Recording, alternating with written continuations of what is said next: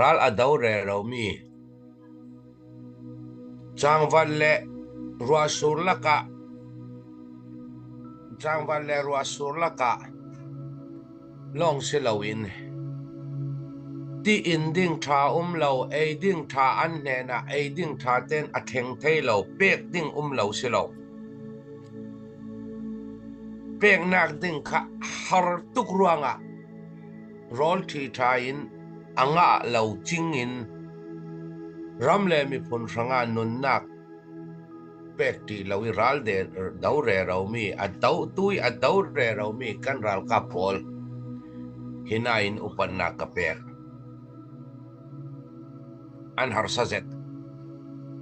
chun thu rel ding le thu sim ding a hi ral ring atul na sa mi pi tha thau nak ding a kan si dan kan dan rel the kha anga lo mi ri yarwa ti le than tang le ha kha chu lenne chi takan salong si lenne chi ni akapan chuna khana kan chuna khana kan kap chuna khana kan lak zo tin kha zalen ten kan rel ngam lo 122 120 chun atwai lai dong chi du to ke akapan nak si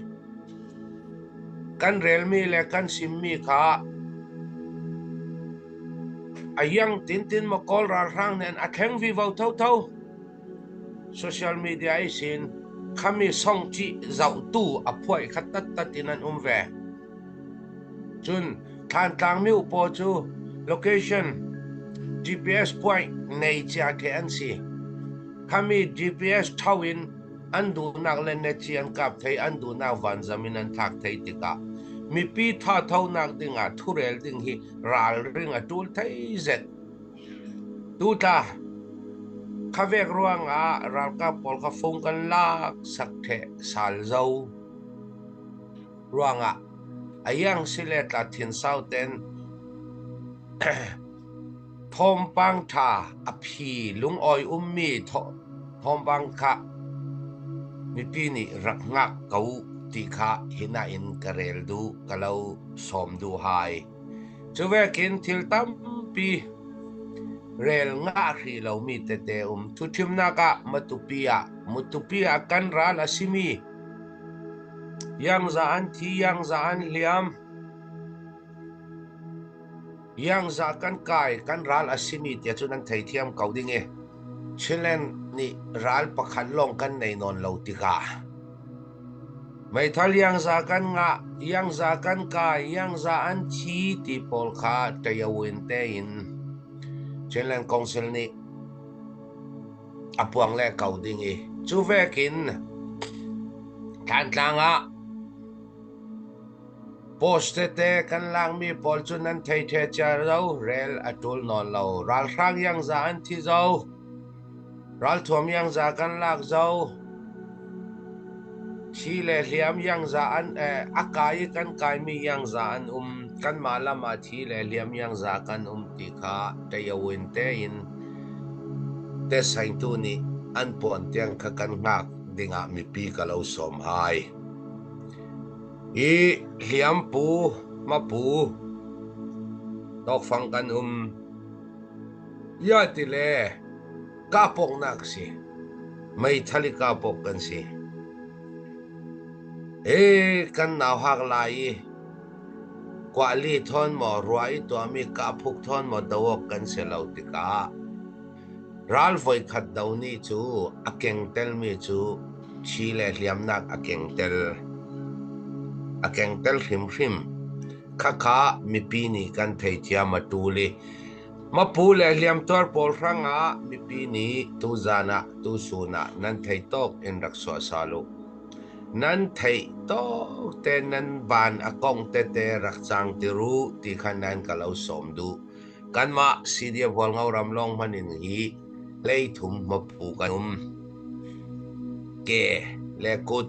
ram le mi phun ranga alu mi kan kha pol ranga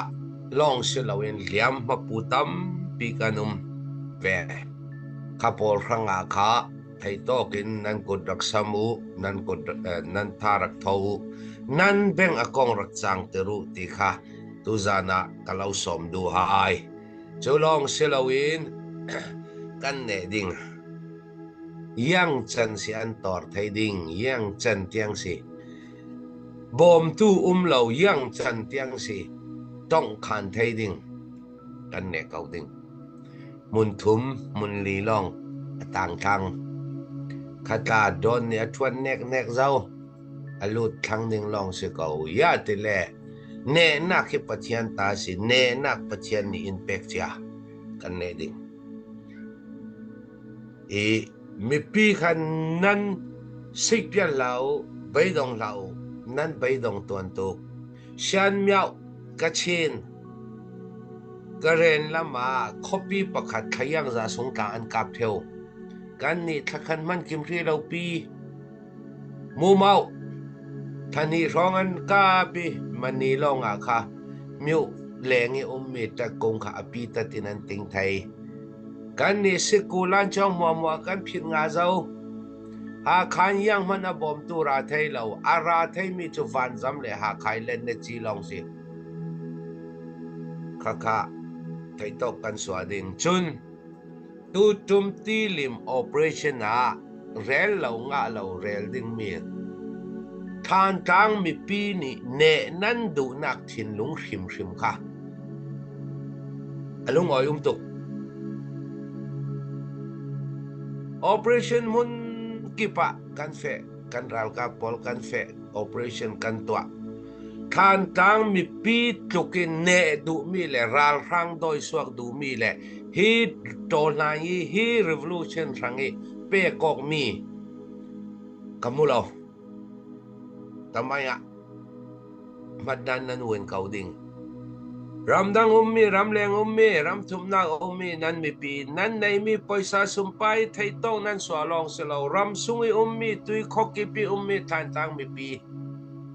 yang tukin ne nan du ti atakin kamutika kalung oi tuk mi pi ni khatlukin ne du mi cho rei yang tin an tuar thei ding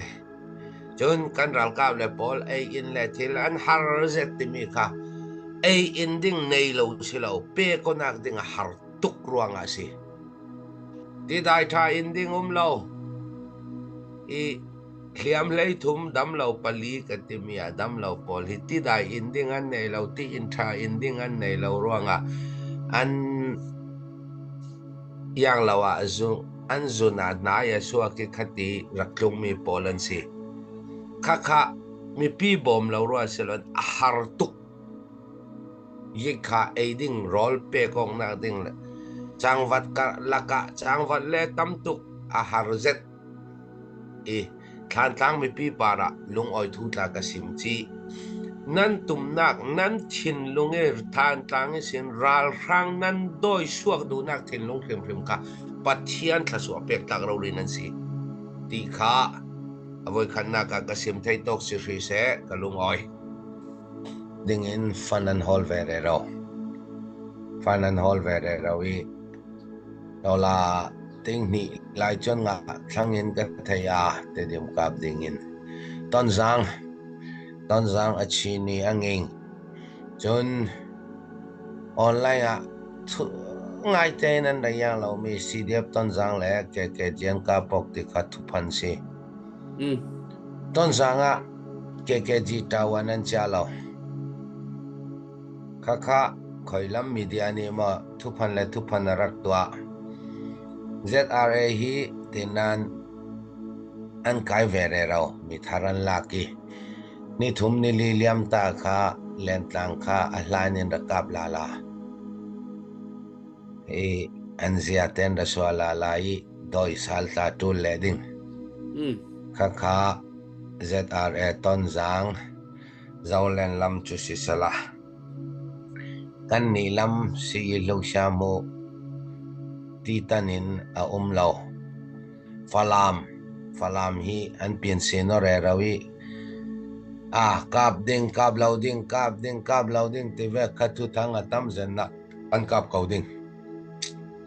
an kap lo le yang ting mana an mi pi ni ayong chen nei non lo ding an ne le ne lo chu takanda re sela an kap coding an kap lo le chan a zet ya te le hitlukin thilan to zau mi an kap sal lo le an mi pi ni an para zum na kan nei non lo ding an ne le ne lo chu thu rana re sela chun ka thei da na ta chu mi ta si bu pol ta hi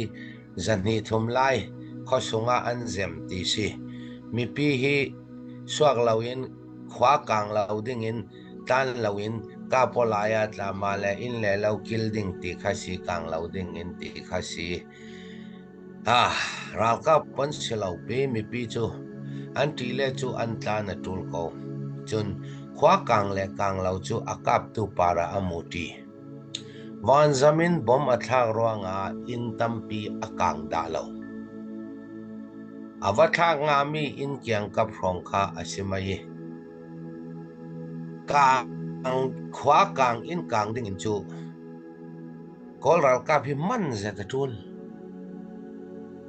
kap tu nei lowi an man za le long in va khang ding a mai chi thon ti va fe ti va ti kang men da lo pi diesel da chi toi nu longa ina khang thei si khang man lo ding khopi ne za ti ka patul kha khan thei sual pang ding ti va kapitan salmo lapi kapitan vivo mo chun ina kang the kau ding te dim vekin kam nu chun ne kau kap tul chu lo le chu rau kapan man tuk ti ka kha inan khang mai da sian toi dieselan toi inan khang mai an kap kau ding ne ding in ta du sang na kalan ei kap vere reng se ya tele online parle chana pari ral dau hi a ol tuki angai ral dau hi a har zeti chon ral dau tat mu roi tu ral dau ral kap azir swatul cha siar le cha thiamin anga lo zirding mi tinan tam pia long silawin experience tam pi na yatul an sommi tla champion z sakay lami local PDF pol le yang me pol tan si chun thom wang belte kha an thup lau dei ka thei non lau kha chu khoi nan ret ti ka thei non lau an thon wing wa wi nan tui lai le ti mo man tin dan akai re ro mi pol ki falami asongi lut dingi an li chen mi pol an bang ka ti mi som ro krong mo man tin dan kai re ro mi pol ki Laylata Victorian katlong lam ta kamuhay don rak thwaten rak lichen vere raw mi som ru krong an sian bel ka zawi sin laimian silawi sakain lami PDF pol local PDF pol te an bangkati kha falam lut nak dingi an lichen mi pol sidinga chu ka heizomi chon an relovek in a chan le in a thong khat le som nga achan le thong khal le zaruk an to ke ina chu za tin ta chu falam chu kam man tu lo ding pi akai nan kai the thei ding si chuanga ayang sile ta kap ding in an kap kha an ranga atha an kap lo le an mi pi ni ayung chi an nei non lo ding an kap teng atul thang thil to nu chu thula ni hi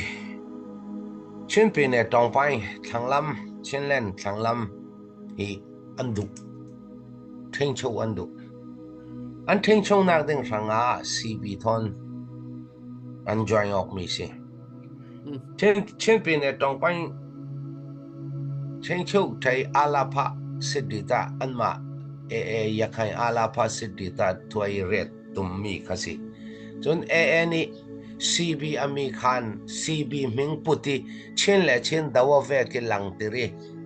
chen pi ne tong pai kha theng chou the an du mi khami pungsan po ding e thil to mi an si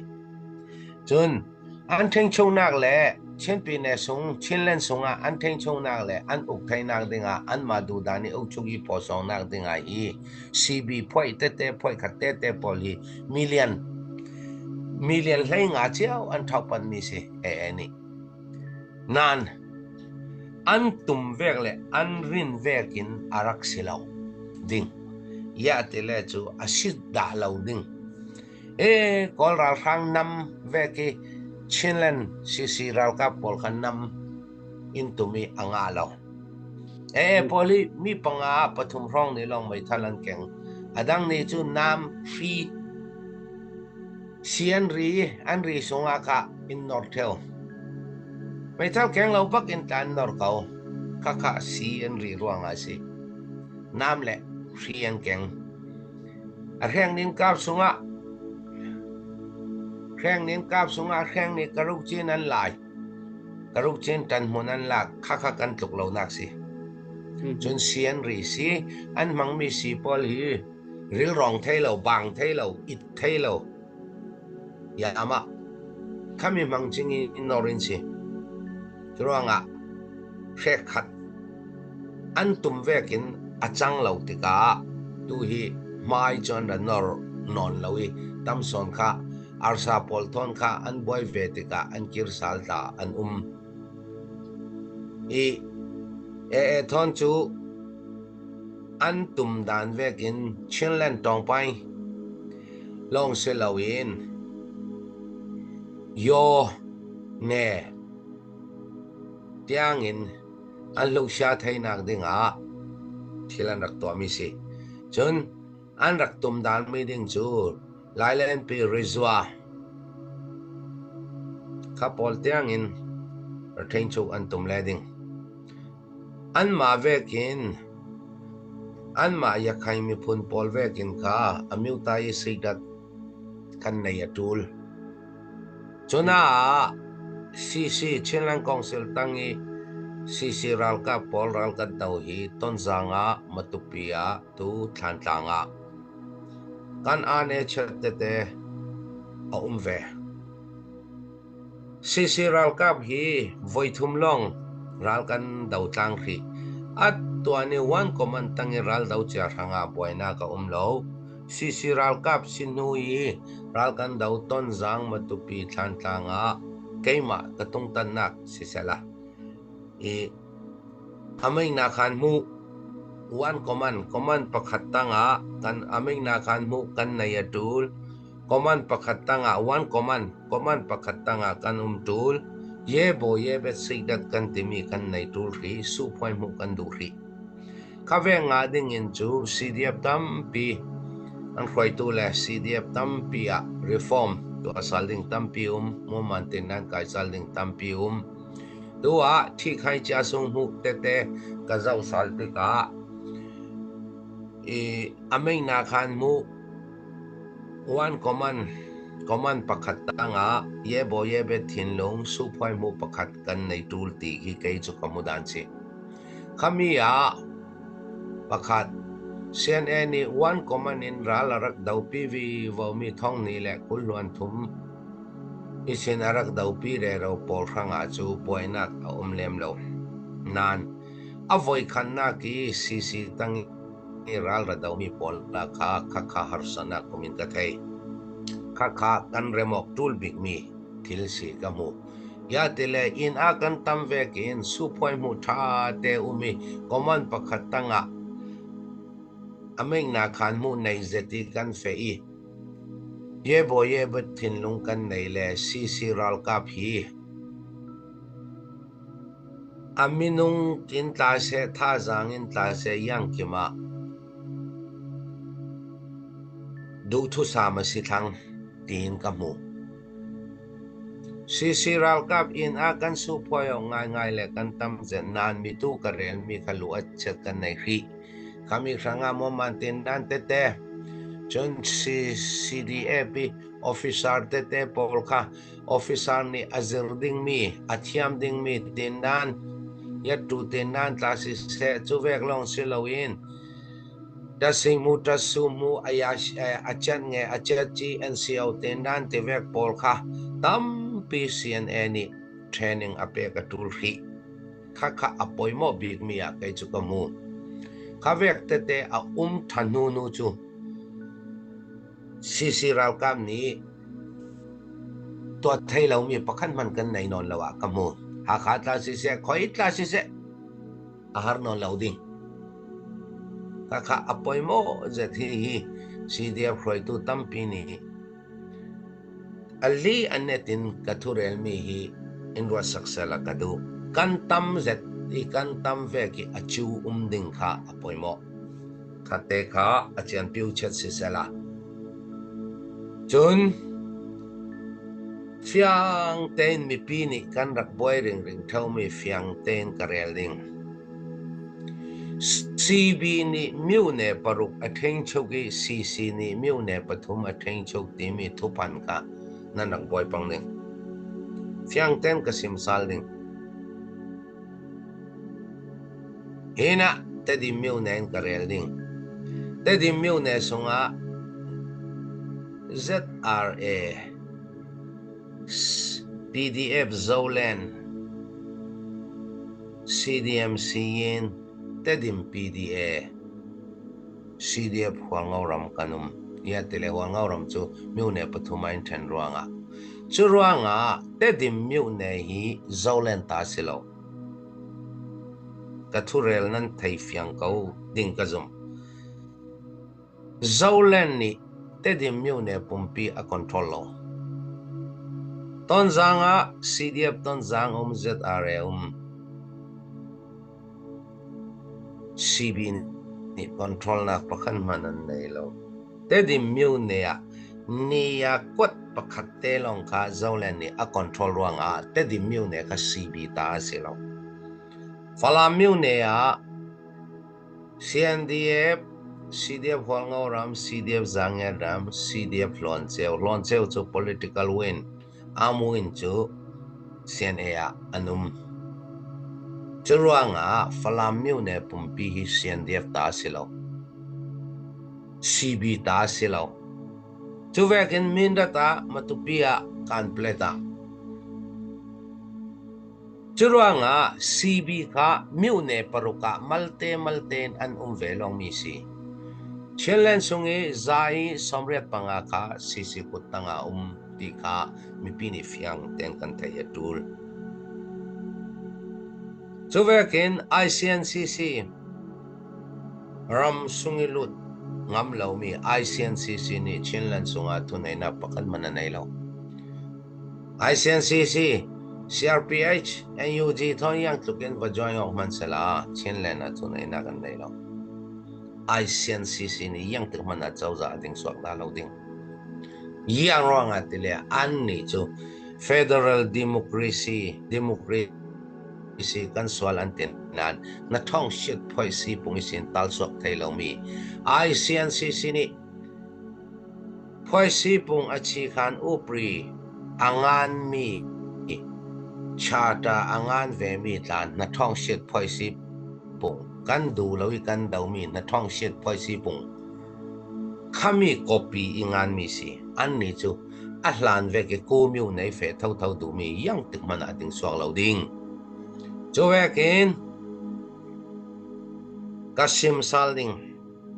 kan ramsi chen pe na tong pai palewa ayitla chen ayisi matupi yitla chen ayisi kan ram sung sin kan ram sunga kan ram mi asilo mi kha kan doi swak le thau ding kan ram chu kan ta sin mabel te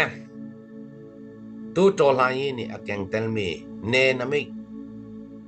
si min adang lam trading adang lam adu lo le kan du lo cheu le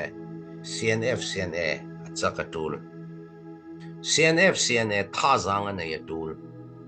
mi pi ni kha fiang ten kan thai tul ti kha kasim thai tok si se kalung oi suding hello malte adang dang kasim pe ong lo le ta angai dan tu nan rak thiam pai chu I tu tiang CB hi kan ma unaw le unaw kan siruanga tu tiang thin sau ten kan zau kan chen ranga chu ram du do drang e ram le mi phun ranga no nak pe ki tuan ve thâu thâu an si ti kha thai thiam na kan nei kan ni policy chu kan ral si mai CB ni a au a khwang dan ve ken chu CB ruanga kan ni si de wal ngoram pakhata thi zau si kan kiang kap ta kan kap the thang mun si kan ti ruanga asilam lam lo chun CB ni ming apui e thon ti kha kan fiang tuk ruanga zaumen mi kan si matupia pakhat no na kan pek zau si kan ni an awan khwang re rau ral ve kin yang tik ta si se zau thai chi kan si nan chin ram adu dot ve tu an si chin ram frang an na pek ve tu an si khami pakhat te kha tu tiang kan thin lunga kan ren mi si chu ve kin athil dang dang ka ren lo ding mui siwa atam bi kai tu ka si kan si kan kai mi mui siwa anai tu zau zau asiti an thayok tuk to lai ban pi ai mui siwa ton nan tuan yang ruang tu ni tiang anai tu ming media a tren sa shen len po yang kan to alo ma le ma pumpa ke hwa ong na kan nei lo chun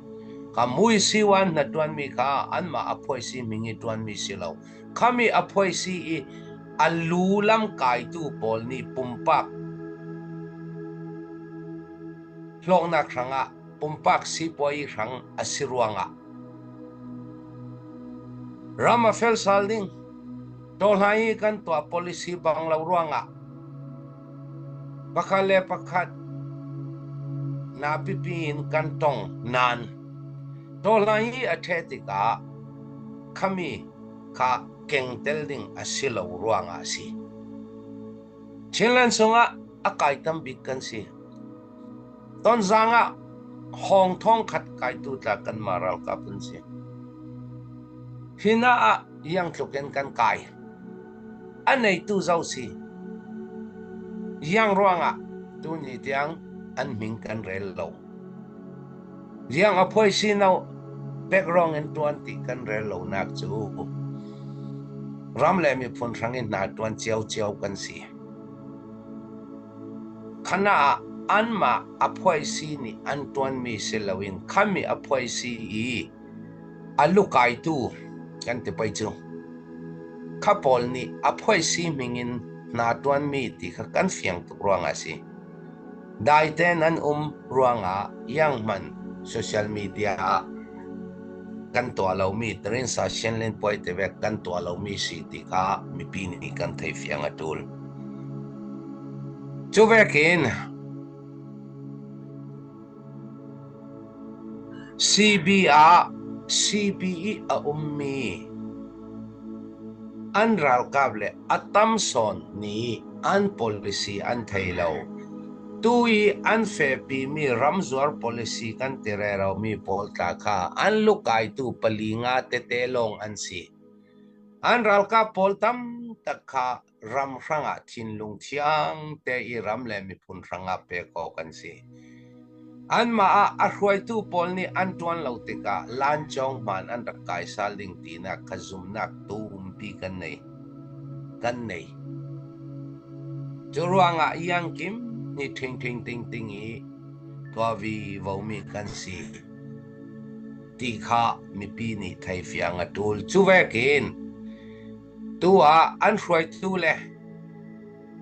an pu le pol tu le si